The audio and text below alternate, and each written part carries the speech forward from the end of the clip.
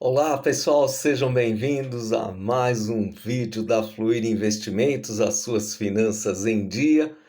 Eu sou o Renato Torquato, economista, consultor e proprietário da Fluir. É um prazer estar com vocês e de cara eu peço o apoio de vocês seguindo agora o, o link da Fluir, curtindo, compartilhando, para que a gente possa a cada semana agregar mais conhecimento sobre as finanças pessoais, as finanças também empresariais. Ao longo dos nossos encontros, vamos tratando de várias questões relacionadas ao din-din.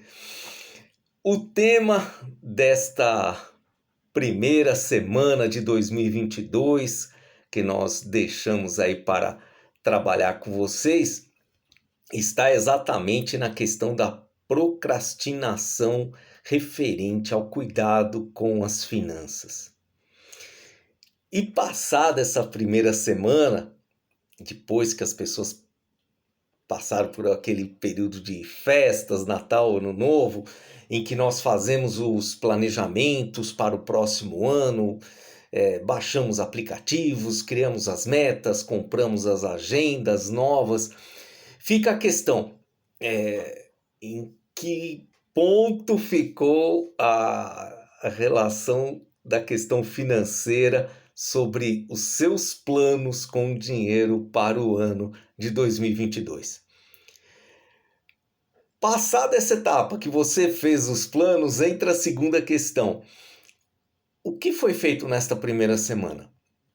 Você deu aquele pontapé inicial, deu o start, ou você acredita que na semana, com a correria do dia a dia, você já foi deixando de lado um pouco essa questão, porque entrou a correria do trabalho, ou a correria de uma viagem de férias, a correria com os filhos para material escolar, a correria para pagar as contas das compras do mês de dezembro?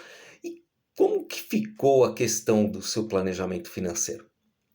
Provavelmente, o que acontece com uma boa parte das pessoas provavelmente deixou para cuidar depois, para um outro momento, um momento mais adequado. E, gente, quando a gente vai empurrando muita coisa para este próximo momento adequado, este momento não existe, ele se chama procrastinação. Por quê? O que não falta é coisas para você baixar, armazenar, organizar. Então você vai, mesmo que você seja uma pessoa extremamente organizada, que você baixe um aplicativo, que você compre uma agenda, que você compre um planner, que você faça suas anotações, trace suas metas. Uma coisa importante é a execução de tudo isso. Ou seja, você pode ter baixado 10 livros para ler agora para o início deste ano de 2022, e destes 10 livros, 5, 20 que você baixou, ou um apenas, quanto você já leu dele? Qual livro você começou? E se você deixou para também fazer algum curso livre, algum curso online, se inscrever em algum treinamento, qual foi ele? Foi a primeira semana. A tendência da sua caixa de e-mails, a tendência das suas coisas é exatamente acumular ainda mais informações.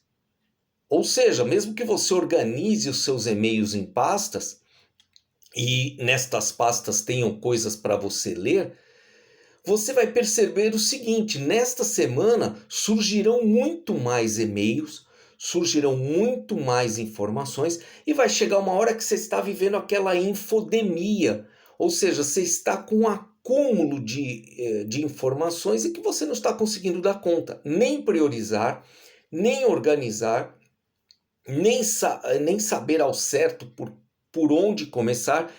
E desta forma, a tendência nossa é deixar de lado. É você abandonar aqueles projetos e falar, puxa, não dá certo mesmo, eu vou esperar para um próximo momento, eu vou esperar uma outra situação.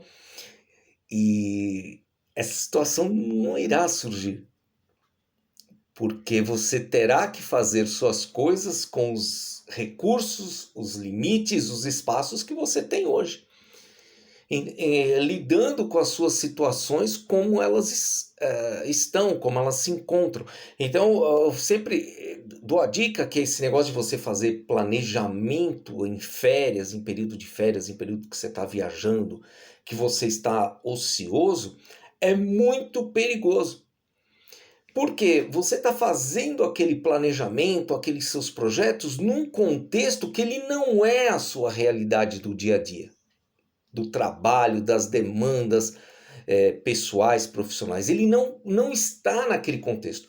De repente você está viajando aqui ou fora do país, está fazendo lá os seus planos e percebe um cenário muito tranquilo para que você execute tudo aquilo. E nessa espera desse cenário tranquilo, porque você acredita que ele continuará no mês que vem, surge a demanda que termina suas férias, termina o seu período de recesso, por exemplo, e voltam as demandas do cotidiano. E aí, gente, a tendência da procrastinação é exatamente deixar de lado tudo isso.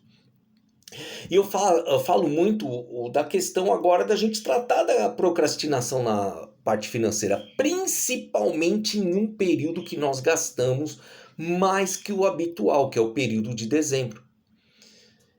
Com a parte de festas, com viagem de férias, programação aí de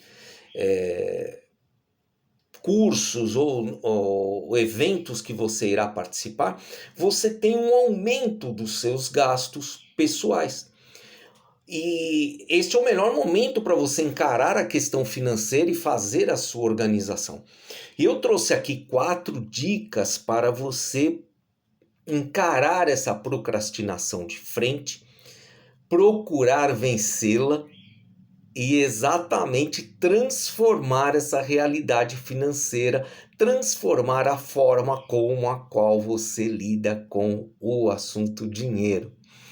E eu trouxe 4 dicas, também está no blog da Fluir, e caso você queira ler também, caso você queira escutar depois com mais calma, também além do YouTube, o nosso podcast está tratando deste assunto. E vamos lá com a primeira dica, para você lidar e lutar contra essa procrastinação na parte financeira. Primeira dica: organize um tempo na sua agenda da semana para cuidar das suas finanças pessoais. Organize, cada um tem o seu espaço de tempo, tem seu período de vale, que é um período mais tranquilo, que acaba um pouco as demandas. Cada um vai ter que achar seu espaço. Para alguns é o período da noite, um dia da semana, para alguns é num sábado à tarde, para outros no domingo. Cada um vai precisar organizar um tempo, definir este tempo para dar um foco na parte financeira. E o que vai constar nesse foco? Você precisa de 1 hora, 1 hora e meia de concentração. Alguns estudos na neurociência falam que depois de 1 hora, 1 hora e meia, a tendência a você dispersar é muito grande, porque você está tão focado em determinado assunto que você acaba deixando de lado algumas outras coisas e chega um momento que a sua cabeça começa a ficar ocupada com aquilo. Então, nessa hora, destine de 1 hora, 1 hora e meia no máximo para você cuidar do seu planejamento financeiro da semana. Neste planejamento, caso você seja também investidor, você acrescenta o acompanhamento dos seus investimentos na semana, aquilo que rendeu ou alguma perda que você teve no período, uma redução do seu patrimônio. Observe a questão de investimentos e resgates que ocorreram no período e verifique o crescimento do desempenho dos seus investimentos. E procure definir uma meta nisso, ou seja, você ficar com 1 hora, 1 hora e meia no máximo. Este tempo bem direcionado ao planejamento financeiro, à organização financeira da semana, é o suficiente para você conseguir se organizar para o próximo período. Por quê? Você precisa dar foco à sua atividade profissional, àquilo que você se propõe a fazer, a estudar, pessoal e profissionalmente. As finanças, elas fazem parte de um pedaço da sua vida. Ela não pode tomar o todo. E quando a pessoa está passando por problemas financeiros e devido à sua desorganização financeira, ela acaba ficando com um tempo maior para isso, porque a preocupação, a angústia, a ansiedade farão com que ela destine muito mais tempo para saber o que está acontecendo. Do outro lado, eu também digo em aulas, em consultorias sobre finanças pessoais.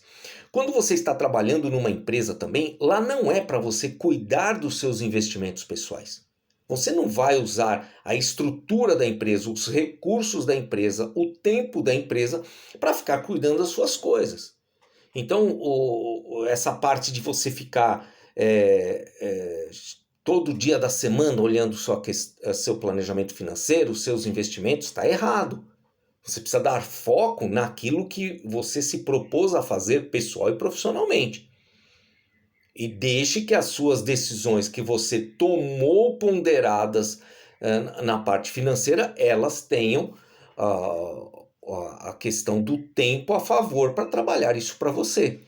Fez investimentos adequados, seguros, você está com uma tranquilidade nas decisões que você tomou, então a partir disso você cuide das outras coisas e que são importantes da sua vida. É pela qual você recebe o seu dinheiro, o seu salário, ou se você é empreendedor, da onde vem o faturamento da sua empresa. Então, nesse caso, destinar muito tempo a cuidar da parte financeira também, isso aí está errado. Ela precisa ter um foco, dar o foco do tempo certo, que a partir disso você vai ver que ficará muito mais fácil cuidar disso. E você precisa saber o fluxo do dinheiro. Não importa se você vai fazer isso no Excel, se você vai fazer isso numa planilha, se você vai fazer num caderno, se você vai fazer num bloco de notas, esta não é a questão principal. A questão principal é você saber o seguinte: na semana, para onde foi o fluxo dos meus gastos, no que eu gastei. Então, quando chega aquela fatura do cartão de crédito, você precisa desmembrar aquela fatura nos seus respectivos gastos. Seja com transporte, seja com refeição, seja com lazer, com vestuário, utilidades domésticas, bens pessoais. Aí, a partir disso, você pega aquele extrato que veio com vários gastos que você fez ao longo do período e você distribui nas suas respectivas contas. E aí, neste caso, evite lançar no seu planejamento financeiro gastos com cartão de crédito. Porque você lança o gasto com cartão de crédito, aquele cartão ele é o meio, ele não é o fim. O fim é você perceber em quais despesas você dispendiou o seu dinheiro. Aí a primeira dica, então, organize um tempo da semana para você saber o fluxo do seu dinheiro. Segunda dica, seja eficaz ao cuidar do seu dinheiro, pois ele merece foco, conforme já conversamos. Várias telas abertas no seu computador, no seu notebook ou no seu smartphone não representam sinal de eficácia. Ao contrário, alguns estudos da neurociência, eu cito até no blog uma pessoa que eu gosto de acompanhar, de ler, de escutar, de estudar, que é o Christian Barbosa, que fala sobre produtividade, estuda muito a neurociência. O Christian Barbosa comenta que este fato de você ter várias telas ao mesmo tempo não é sinal que você está sendo produtivo. Ao contrário, alguns estudos já afirmam que a tendência à sua dispersão é muito grande. E nos anos 80, as mesas de trabalho, sinal não verbal que uma pessoa passava aos demais, que ela era uma pessoa mais ocupada que os outros, que ela era uma pessoa focada no trabalho, era o excesso de papéis sobre a mesa. Aquilo, quando uma outra pessoa via aquele profissional, aquela profissional com vários papéis sobre a mesa, dava a impressão seguinte: puxa, que pessoa ocupada, nem vou incomodá-la. Hoje, nós podemos até ficar com a mesa mais organizada, porém, para o profissional do século XXI, fica a impressão que sinal de produtividade é aquelas várias telas do computador abertas, os vários monitores, para mostrar que é uma pessoa que está antenada, acompanhando várias coisas ao mesmo tempo, que trabalha com simultaneidade. E, gente, de repente você pode estar com uma tremenda perda de foco. Tem um ditado do interior, né, minha mãe falava, simples e objetivo: quem quer abraçar o céu agarra a nuvem. Então, quando você fica com 10, 15, 20 telas abertas ao mesmo tempo, você não está dando foco em nenhuma. Então, o dinheiro, cuidar do dinheiro, ele precisa de foco. Um foco preciso, com tempo definido, com tempo organizado, para que você gaste a maior parte do seu tempo em fazer o dinheiro trabalhar para você e não você para ele. Não você ser escravo dele, mas o dinheiro ser o seu escravo. Terceira dica, agora é complicado. Comece pela etapa mais complicada da sua organização financeira. Onde é que pega quando você vai cuidar do seu planejamento financeiro? O que realmente te incomoda? E aí é uma análise muito pessoal. Você observar o que me incomoda, por que eu não faço o meu planejamento financeiro, por que eu não olho os meus investimentos como ele deve ser olhado, por que eu delego isso apenas ao aplicativo do extrato bancário? Por que eu tenho essa certa preguiça de cuidar das finanças pessoais? São questões que você precisa refletir. O que está realmente no teu inconsciente que você está fugindo do assunto? E estudos mostram, eu cito até no blog uma questão da Expedia com a parceria com o Instituto Locomotiva, do pavor que as pessoas têm em lidar com o assunto finanças pessoais. O dinheiro, ele causa tensões nas pessoas. Ele causa certas angústias, seja que a pessoa tenha pouco, seja que a pessoa tenha muito, seja que a pessoa está endividada, seja que a pessoa está com recursos a mais. O dinheiro, ele gera essa certa tensão em você destinar um cuidado com ele. As pessoas evitam, as pessoas têm essa certa rejeição a lidar com o assunto dinheiro. E isso vem da economia comportamental, isto vem de uma relação histórica que nós, se pudéssemos aqui ter um tempo analisando a questão do trabalhador desde a Revolução Industrial, qual era o foco de um trabalhador? Era investir dinheiro? Não. O foco de uma pessoa trabalhadora era que realmente ela trabalhasse por toda a vida e sempre dependesse do dinheiro, porque assim ela continuaria trabalhando. E que ela não se organizasse financeiramente, porque ela teria que trabalhar mais ainda. E por isso vocês veem muitos aposentados num período que poderiam estar descansando, num período que poderiam estar cuidando melhor da sua saúde, da sua vida, seu estado emocional, a sua vida pessoal, viajando um pouco mais, desfrutando um pouco mais de todo o tempo que ele trabalhou. Você acaba percebendo que muitos aposentados precisam estar no mercado de trabalho e não para ocupar a cabeça. Não é isso. Se você vai trabalhar porque você se sente útil trabalhando, sem problema algum. A questão não é essa. A questão é que essa pessoa precisa trabalhar para sobreviver. Ela precisa manter aquele salário da empresa, mesmo tendo trabalhado a vida toda, porque ela precisa sobreviver.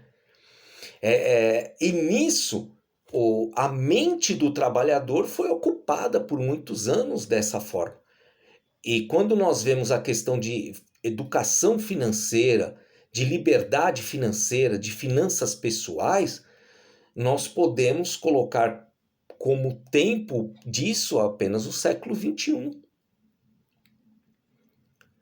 Os anos 80 aqui com uma hiperinflação, as pessoas com dinheiro ficavam com ainda mais dinheiro e o trabalhador ficava cada vez mais refém dos preços da cesta básica, dos preços do supermercado, dos preços da conta de luz, dos preços da conta do telefone, dos preços das coisas, dos medicamentos, daquilo que ele precisava cuidar do seu dia a dia. E para isso ele precisaria trabalhar mais. Não tinha tempo de cuidar da educação financeira. Não existia. E com esse ponto, hoje nós temos um grande volume de informações para que as pessoas continuem dando o seu foco profissional, continuem realizando seus objetivos profissionais, porém com liberdade financeira, tirando o peso, tirando aquela carga nas costas quando uma pessoa passa por um endividamento, passa por uma crise financeira. E nós temos mais de 70% da população brasileira no vermelho. E dados históricos mostram que nós estamos no período de pico. Então, mesmo com informação, mesmo com educação financeira, com todo o cuidado que hoje nós temos, com a inflação baixa, igual estava, agora aumentou um pouco, mas eu sou fruto da hiperinflação dos anos 80. Então não dá para comparar. E nunca mais quero comparar, porque foi um período muito complicado. Ninguém quer comparar aquele período dos anos 80. O que era viver aquela inflação de vários planos econômicos que começavam, davam errado e voltava a inflação com muita força. O que era um trabalhador daquela época e o que é o trabalhador hoje lidando mesmo com uma inflação alta, mas estamos falando de 10% no ano. Diferente de uma inflação de quase 2.000% no ano em 89. E neste caso, por que nós temos um volume ainda maior de pessoas endividadas? Exatamente porque as pessoas não querem começar essa terceira dica que nós demos de tratar da coisa complicada. Às vezes a coisa complicada começa pela etapa mais complicada nas suas finanças pessoais. Pode ser o seguinte: poxa, eu preciso lidar porque eu estou no vermelho. E o inconsciente é o seguinte: não quero mexer nesse assunto não. Não estou preparado para mexer com isso não. Não vai ser legal. E foge. Foge, não quer lidar com aquilo. E uma pessoa que tem uma certa tranquilidade financeira, deixa um dinheiro lá na poupança, ou deixa um dinheiro parado na conta corrente, não tenho muita paciência para ficar cuidando dessa parte de investimentos, estou tranquilo, não estou devendo, mas também aí sobra um dinheirinho de vez em quando. E a questão de guardar e investir, a diferença entre estes dois verbos é muito grande. O guardar dinheiro você está deixando em qualquer coisa, mesmo na conta corrente parado, no colchão, em casa. Tem pessoas que tinham maneira de guardar no colchão, não sei se ainda tem. Guardava o dinheiro escondido num cofre. E investir é diferente. Investir demanda que você tenha um cuidado com o teu dinheiro. Você respeita o seu ganho. Você dá valor ao que você trabalhou. Porque você sabe o quão difícil foi conquistar aquele dinheiro no mês. Quanto você se dedicou do seu esforço mental, pessoal, físico e emocional para conseguir aquele recurso. E na hora de você investir, você vai fazer de qualquer jeito? Você vai deixar ao acaso? Vai deixar o dinheiro parado na conta? Vai gastar mal? Não. Este é o ponto fundamental da educação financeira. Guardar é uma coisa e investir é outra. E, neste caso, temos o terceiro público também que, eu invisto dinheiro, até acha que investe o dinheiro. Mas é um dinheiro que ele não está acompanhando em qual fundo está, quanto aquele fundo cobra, quanto aquele fundo rende, se tem outra opção melhor. Ele tem um dinheiro aplicado, mas mal aplicado. Certa vez, foi o ano passado, eu vi uma matéria comentando na indústria de fundos de investimento. Nessa indústria, há em torno de 4 trilhões de reais mal investidos em fundos ruins. Fundos com alta taxa de administração, fundos com uma rentabilidade muito baixa, fundos mal geridos. E o dinheiro está lá. Por um comodismo, por uma tradição, por uma certa resistência a querer ficar acompanhando isso. E aí, você precisa ver nessa dica 3, quando a gente fala começar pela etapa mais complicada, o que é que pega? Por que você não cuida do seu patrimônio, do seu dinheiro? E aí, nós pegamos alguns formadores de opinião, muito corretamente falando que, poxa, você pega alguns formadores de opinião que falam, não, tem que dar foco em vendas, eu tenho que dar foco em ganhar dinheiro. Mas esse executivo que está falando já é milionário. É outra questão, cuidado com alguns formadores de opinião que você escuta. Você vai falar assim, não, tem que dar foco em ganhar mais dinheiro. Não. Você tem que dar o foco em saber gastar bem o seu dinheiro, gastar de forma correta o seu dinheiro. Uma vez eu tive a oportunidade de conversar com um profissional de tesouraria de uma empresa de capital aberto. E batendo um papo com ele sobre a questão da gestão, ele falava o seguinte, o foco é você controlar os custos. O foco, a cabeça dele era no controle de custos. Porque você tinha uma outra área trazendo as receitas e ele tinha que controlar os custos. Então a sua receita vem, você vai dando foco na sua receita. Porém, quem vai controlar os seus gastos? A quem você vai delegar? É com você mesmo. Essa parte ficará sob a sua responsabilidade, né? E a quarta e última dica, estabeleça primeiro os planos de curto prazo e factíveis. Quer ver desanimar, você procrastinar já nas finanças? E muitos já procrastinaram no final do ano, esperando ganhar os, sei lá quantos, mais de 100 milhões lá que estava na Mega Sena, e a pessoa depositando toda a sua esperança lá, achando que vai virar o jogo rápido, né? Ou seja, não fez nada para cuidar do dinheiro, aí aposta que vai ganhar na Mega Sena e a partir disso a vida se transforma. Pega quantos ganharam. Olha o tamanho da nossa população. Quantos ganharam? Pesquisa, final do ano. Quantos foram premiados por esse grande prêmio? E aí a pessoa já desanimou de cara, porque ela tinha feito planos, inclusive com aquele prêmio da loteria, falou, não, a partir de agora tudo transformado, você é uma outra pessoa, e depositando toda a sua expectativa naquele prêmio, fazendo lá suas preces, suas rezas, orações, feitiços, sei lá o que a pessoa está depositando ali, e achando que aquilo vai transformar o jogo. E não, quem precisa ser transformada é ela, porque a chance, ou são os ganhadores, você vai contar nos dedos. E a partir disso você precisa fazer tua jornada. Então estabeleça planos de curto prazo, que eu comento o seguinte, primeiro de tudo, curta, desfrute, contemple os seus ganhos de curto prazo. Dê os pequenos saltos, né? As pequenas caminhadas que foram avante. isso vale muito porque você avançou.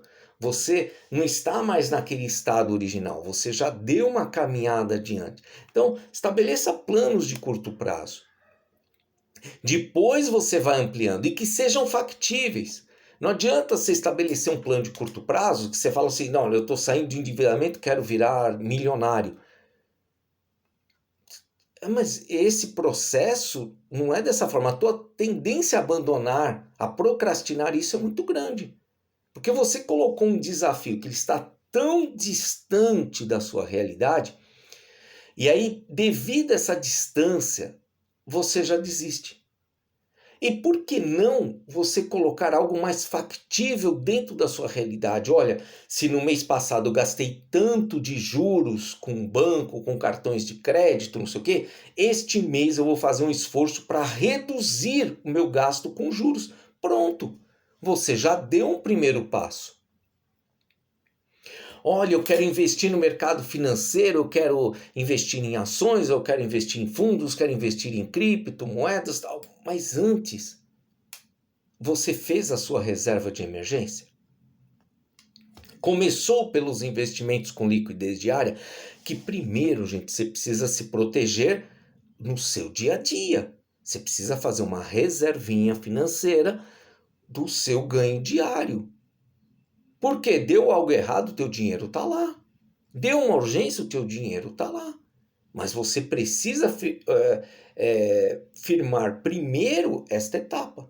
E aí depois você vai avançando para a reserva de oportunidades, começa a buscar investimentos de prazo maior.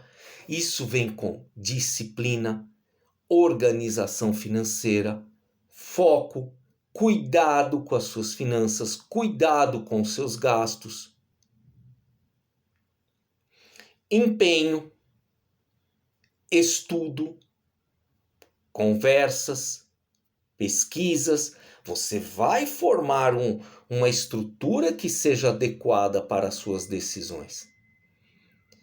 E nisso vamos então deixar esses quatro pontos de atenção para você, 4 ideias para você começar a enfrentar a procrastinação. Então, ideia 1, organize um tempo da sua semana. Faça com cuidado, separe o melhor tempo para você e de 60 a 90 minutos no máximo. Comece a se organizar em cima disso. E que nesse período você dê total atenção ao que você está fazendo. Segundo, seja eficaz ao cuidar do seu dinheiro. Foco. Né? Nesse caso, evite aquele monte de planilha aberta ao mesmo tempo para que vai te desviar. Evite fazer esse planejamento financeiro com TV ligada, rádio, som ligado, barulho. Tendência de você se dispersar é muito grande. Então, foco, seja eficaz. É diferente de ser eficiente. Terceira dica, comece pela etapa mais complicada. Você vai ter que enfrentar os seus medos, as suas tensões. Onde que pega, é por ali que você vai começar a fazer a sua organização financeira. E o quarto passo, quarta dica, quarta ideia, estabeleça os planos de curto prazo. Diante daqueles grandes objetivos, curta a jornada, curta o dia a dia, os avanços que você tem feito. E isso que vai te dar muito prazer na tua caminhada. E metas factíveis, que elas sejam possíveis de ser alcançadas. Tá bom? Ficamos por aqui com a nossa dica aí da semana da Fluir. Acompanhe o nosso podcast, acompanhe o nosso blog. Nós temos também a nossa plataforma de Open Banking da Fluir, onde nós trabalhamos com mais de 30 parceiros do mercado financeiro e mais de 70 produtos e serviços diferentes. Nos consulte, queremos fazer parte dessa trajetória. É muito importante você ter o olhar de fora, contar com alguém especializado da área, com uma equipe especializada da área, que traga para você um novo olhar, um olhar diferente até daquilo que você tinha percebido, um ponto de vista diferente. E você continue dando a ênfase à tua profissão. aos seus estudos, ao seu trabalho, à sua carreira e deixe o dinheiro trabalhar para você, tá bom? Ficamos por aqui, beijo no coração, se cuidem, Fluir Investimentos, as suas finanças em dia. Até!